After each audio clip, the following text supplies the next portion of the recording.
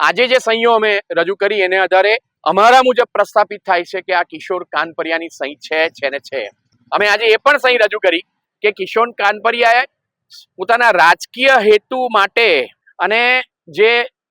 કૌશિક વેકરિયાની ચમચાગીરી કરીને જે યુટર્ન લીધો અને પોતાના ખાસ મિત્ર મનીષ વાઘસિયાને જે પીઠમાં ખંજર માર્યું એની સહી એના કાગળ પર અને અમે જે સહીઓ રજૂ કરી તે એક જ જેવી છે એ પ્રસ્થાપિત કર્યું. અને સાથે સાથે એફઆઈઆર પછી કિશોર કાનપરિયાએ જે સહી બદલી નાખી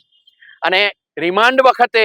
એના જે સ્ટેટમેન્ટો રજૂ કર્યા પોલીસે એમાં બદલાયેલી સહી એ પણ અમે રજૂ કરી છે અને કહ્યું છે કે સાહેબ પહેલા તો અંગ્રેજી ગુજરાતીમાં જે સહીઓ કરતો હતો પણ આ માણસ જેવી રીતે કાચિંડો રંગ બદલાય એવી રીતે એની સહીની પણ રંગો બદલાય છે અને પદ્ધતિઓ બદલાય છે. એટલે આ કિશોર કાનપરિયામાં વિશ્વાસ રાખવાની જરૂર નથી. મહેરબાની કરીને આ સહીઓ એની કમ્પેર કરો અને હવે નિષ્પક્ષપણે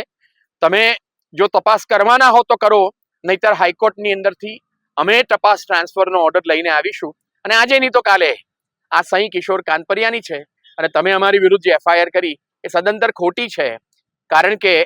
કૌશિક વેકરિયાની સામેના આક્ષેપો સાચા છે કે ખોટા છે એની ચિંતા કર્યા વગર સહીની આપણે સમસ્યામાં આખો પ્રશ્ન અન્ય દિશામાં લઈ જઈને